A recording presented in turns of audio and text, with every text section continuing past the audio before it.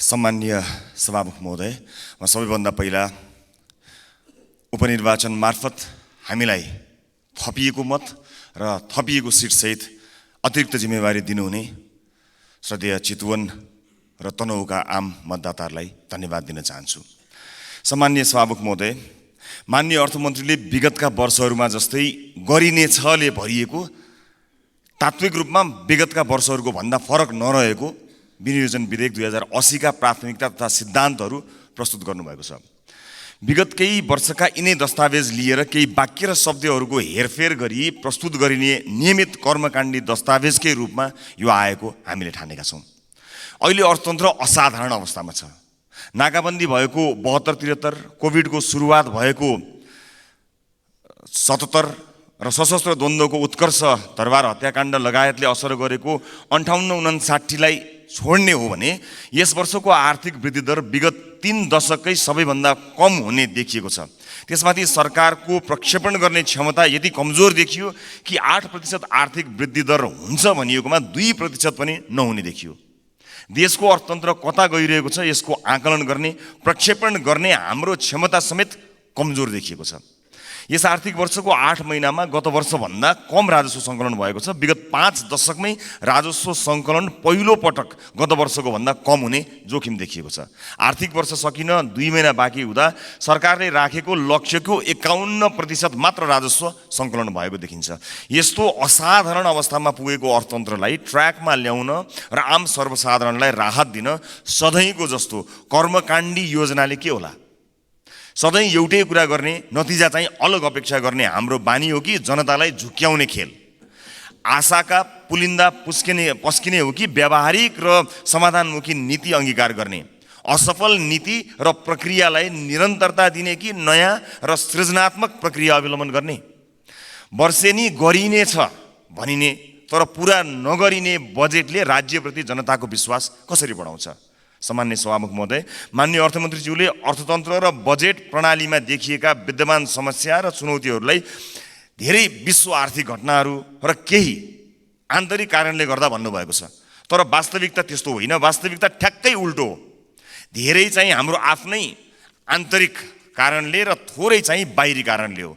हाम्रो आफ्नै राजनीतिक व्यथिति, विसङ्गति र सङ्गठित रूपमा राजनीतिले गरिरहेको भ्रष्टाचारको कारण हो।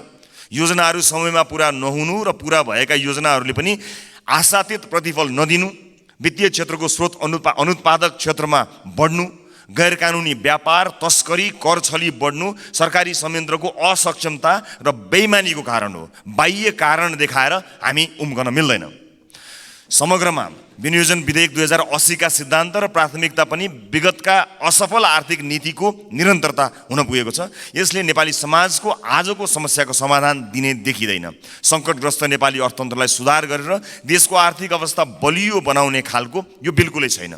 सभामुख महोदय, अब म यस विनियोजन विधेयक 2080 का प्राथमिकता तथा सिद्धान्तहरूका सन्दर्भमा केही सुझावहरू राख्ने अनुमति चाहन्छु।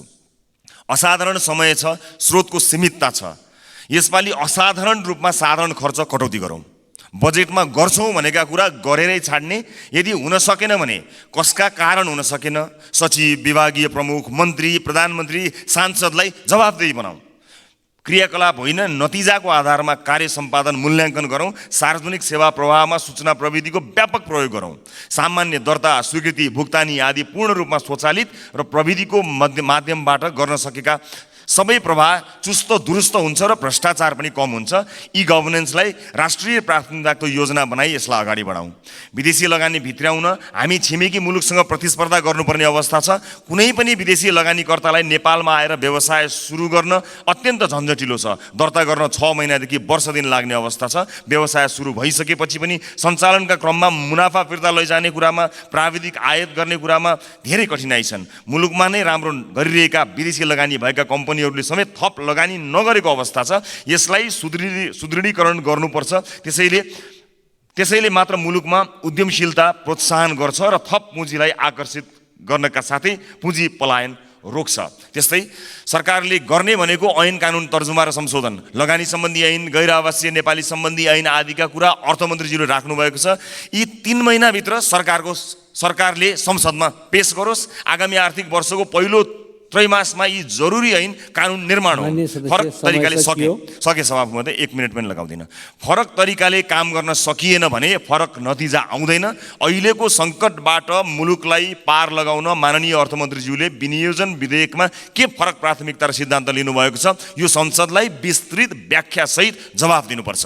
माननीय अर्थमन्त्रीज्यूले प्रस्तुत गर्नुभएको विनियोजन विधेयक 2080 का सिद्धान्त र प्राथमिकताबाट हामी कति पनि विश्वस्त हुन सकेका छैनौँ। सम्मानीय सभामुख महोदय, जाँदा जाँदै म मेरो निर्वाचन क्षेत्रमा भएको दुःखद घटनामा यो शङ्कर खडेल आत्महत्या प्रकरणको छानबिन होस् र न्याय मिलोस् पीडितलाई भन्ने कुराको आवाज पनि उठाउन चाहन्छु। र अहिले भएको भ्रष्टाचारको यो काण्डमा, शरणार्थीको काण्डमा यो ताप्केको बिड तात्यो, ताप्दै गरेको ताप्के चाहिँ सेलाएको छ। यो ताप्के नसेलाओस्, सिङ्गो देश र अन्तर्राष्ट्रिय समुदायले हेरेको छ। दोषी कोही पनि नउम्कियोस्, मिलिजुली एकअर्कालाई जोगाउने काम नहोस्। हामी यसलाई अत्यन्त नजिकबाट निहालिरहेका छौँ भन्दै बिदा चाहन्छु। धन्यवाद।